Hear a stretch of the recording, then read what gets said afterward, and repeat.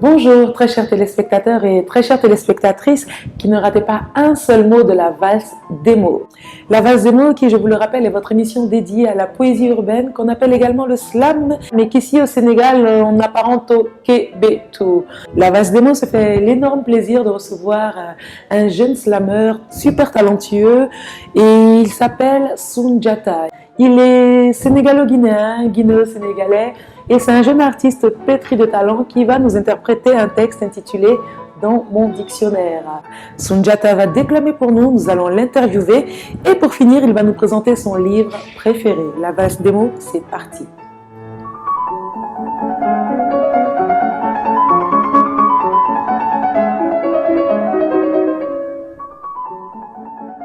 Dans mon dictionnaire, les mots se croisent et s'entremêlent. Les expressions y sont particulières. Et il possède même son propre vocabulaire, concurrent direct. Du Larousse et du Petit Robert, il dépeint mes réalités actuelles. Bienvenue dans mon monde, bienvenue dans mon dictionnaire. Dans mon dictionnaire, Afrique rime avec oppression, dépression et consommation. 0% d'exportation et 100% d'importation. Le A d'Afrique est dépendant du O d'Occident, malheureusement. Donc devrait chercher le E de éducation. Car c'est là que se trouve la véritable révolution. Dans mon dictionnaire, toutes les religions sont synonymes. Musulmans, juifs, chrétiens, bouddhistes, même origine. Tu les trouveras toutes sur la même ligne, imagine. Le mot musulman qui se mélange à juif pour créer un état de paix entre Israël et Palestine. Malheureusement, dans mon dictionnaire, le pronom nous n'existe pas. C'est l'égoïsme en devise, seul le jeu est en jeu. Tout est personnel et les autres pronoms, ils sont silencieux. Alors il n'est pas aisé, dans mon alphabet, de croiser un CDI ou tout juste un CDD. On se contente du C de chômage en espérant qu'un beau jour on puisse s'écrire une nouvelle page. Dans mon dictionnaire, on a ajouté quelques mots à la langue française. On y a mis un peu de notre saveur exotique, un peu de piment sur la langue de Molière. On peut prendre pour exemple le cheap, mot préféré de ces demoiselles à prononcer, que je dédie à tous ces politiciens, qui chez moi s'écrit politicien. Ces assassins qui ont tué démocratie et l'ont remplacée par monarchie ne font que mentir, ne cessent de nous vendre du rêve et à force, nous, on en perd le sommeil. Enfin, fait rare, mon dictionnaire est divisé en deux hémisphères, nord-sud, composé de mots totalement contraires. Au nord, tu trouveras Renaissance, développement et siècle des Lumières, tandis qu'au sud, ça sera à base de famine, guerre civile et coup d'état militaire. Voilà à quoi ressemble mon dictionnaire où les mots se croisent et s'entremêlent. Les expressions y sont particulières et il possède même son propre vocabulaire, concurrent direct. Du Larousse et du Petit Robert, il dépeint nos réalités actuelles. Bienvenue dans notre monde, bienvenue dans notre dictionnaire. Slam.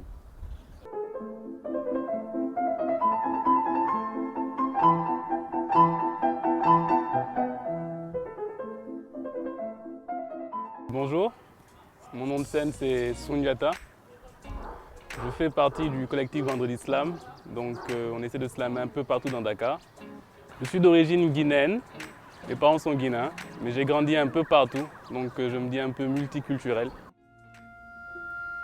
Je me tiens devant vous, non pas comme un noir, non pas comme un blanc, non pas comme un arabe ou comme un juif. Je me tiens debout, non pas en tant que musulman, non pas en tant que chrétien, non pas en tant que juif ou agnostique. Je me tiens ici, non pas comme un banlieusard d'une cité HLM, non pas comme un bourgeois ou un quelconque riche héritier. Et parce que ce n'est pas un jeu, je ne vous parlerai pas avec la ferveur d'un supporter du PSG, de l'OM ou de l'Olympique lyonnais. Mais je m'adresserai à vous comme un citoyen français, comme un citoyen épris de liberté, comme un citoyen qui lutte pour une réelle égalité. En fait, le slam est venu un peu par hasard, parce que depuis que je suis tout petit, je me souviens qu'à l'âge de 12 ans, j'ai commencé à écrire mes premiers textes.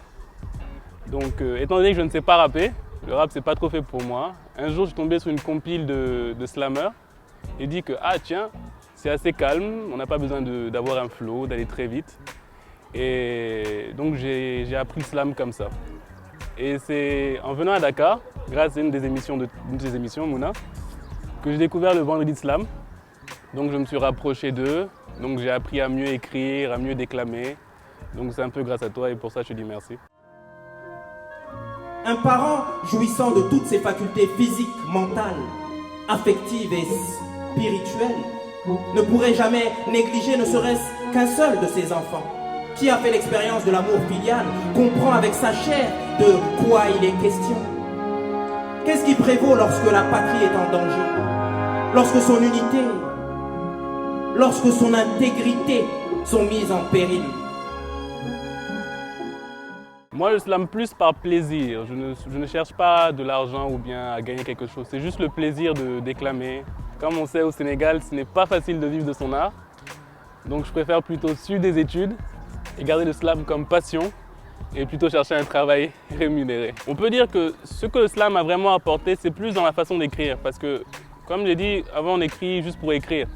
Mais comme maintenant j'ai un public qui m'écoute, j'essaie de toucher ce public. Et sans toucher ce public, on fait des recherches, on essaie de se cultiver. Et c'est grâce à ces recherches que j'ai pu apprendre de nouvelles choses. Par exemple, quand je parle dans mon dictionnaire, j'ai fait des recherches sur la politique. Donc c'est un peu ça ouvre ma culture générale. C'est un peu ça que ça m'apporte. C'est plus une question de culture générale. Quelle est donc l'attitude à adopter lorsque, incapable de se reprendre symboliquement en main, un pays menace de se disloquer? Le comportement à avoir n'est-il pas d'abord de décréter l'état d'urgence, puis de se mobiliser, de rassembler toutes les forces vives, incarnées par toutes les couleurs de notre jeunesse, seules capables de revivifier la puissance de l'expérience et la sagesse de nos anciens? Moi, je pense que l'oralité fait partie de l'Afrique, parce que tout le monde connaît on a tous eu des contes, depuis qu'on est gamin, tout passe par l'oralité. Donc je me dis qu'on ne peut pas dire que l'Africain ne vit pas dans l'oralité, vu que depuis l'origine, l'Africain est dans l'oralité. Le slam y contribue parce que le slam aussi essaie de faire passer un message, comme les contes, comme quand on prend l'épopée de Sundiata. C'est vrai qu'il y a beaucoup d'amplification, on dit qu'il a tordu une barre de fer. C'est juste pour faire passer un message. Donc le slam aussi essaie de faire passer un message grâce à cette oralité. Donc c'est un peu une continuation. D'ailleurs, certains slameurs s'appellent griots des temps modernes. Donc pour reprendre un peu le terme de griot. Mais ces défis ne pourront être relevés que par des femmes et des hommes qui travaillent à l'union. La façon de déclamer le texte est assez important vu que si on déclame à voix basse, le public n'entend pas et le public ne nous suit pas. Donc il faut essayer de transmettre son énergie. Après, chacun sa façon de déclamer. Certains sont beaucoup plus énergiques, d'autres sont beaucoup plus calmes, mais l'essentiel c'est de se faire entendre et de se faire comprendre. C'est un peu ça le but. Même si moi je ne suis pas très bon comédien, mais on peut le dire que oui, si on a un jeu de scène assez mobile, où on bouge souvent, oui, il faut avoir des talents de comique. Nous ne pourrons résoudre les problèmes de notre époque qu'ensemble. Pour dire vrai, nous sommes condamnés à travailler ensemble, à transcender les bons vieux clivages idéologiques, à avoir l'intelligence du cœur et le courage d'avancer ensemble dans la confrontation positive et honnête des idées neuves dont beaucoup d'entre nous sont porteurs.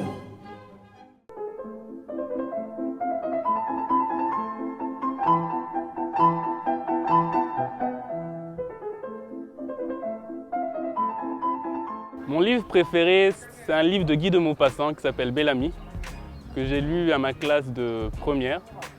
Donc en fait, je venais de quitter l'école militaire, donc je suis retourné à la vie civile. Et pour le bac, on avait un livre à lire qui s'appelait justement Bel Ami. Et donc je l'ai lu et il m'a beaucoup passionné. Parce que comme je l'ai dit, j'ai quitté l'école militaire, j'avais jamais eu de contact avec les filles, j'étais célibataire, j'avais jamais eu de copine. Et ce bouquin parle de l'ascension sociale d'un homme grâce aux femmes. Donc c'est un peu ça qui m'a marqué par rapport au livre. Après, dans le livre, il ne parle pas que d'une histoire d'amour, ça parle aussi de beaucoup d'autres choses. Ça parle de la colonisation, comment la France est avec ses colonies. Et on voit que derrière chaque homme se cache une femme dans ce bouquin, effectivement. Et puis voilà, tout le roman est intéressant. Parce que quand le roman a été publié, c'était de façon périodique. Donc je crois que c'était chaque 2 semaines, je crois, une partie du livre sortait dans un journal. Donc chaque extrait il était obligé d'écrire un extrait intéressant pour attirer le public. Mais j'ai une scène que j'ai en tête. C'est le héros de l'histoire, si on peut l'appeler héros, qui s'appelle Georges Duroy. Il était parti rendre visite à une de ses conquêtes. et il a mis en place une stratégie pour la draguer. Donc il rentre dans la maison et tout, il fait l'homme timide, il balbutie quelques mots. Et comme ça se passe au XVIIIe siècle, il se met à genoux devant elle, il commence à pleurer, il dit, non pas pleurer, il commence à dire oui je vous aime, je suis tout confus parce que c'est une femme mariée. Et la femme est touchée par le geste. Donc l'homme sent que la femme est touchée, il sort de la maison et l'auteur nous explique qu'en sortant, il est tout fier de lui, tout content, fier de sa comédie, il se dit celle-là, je l'aurai. C'est un peu ça ma partie préférée de l'histoire. C'est la grandeur qui nous réclame, qui réclame de nous la conscience aiguë de ce destin que nous avons en partage. C'est la grandeur qui se décrit elle-même comme riche de différences, de nuances et de complexité. Riche de justesse et de justice. Riche d'un idéal fait de paix et de dignité.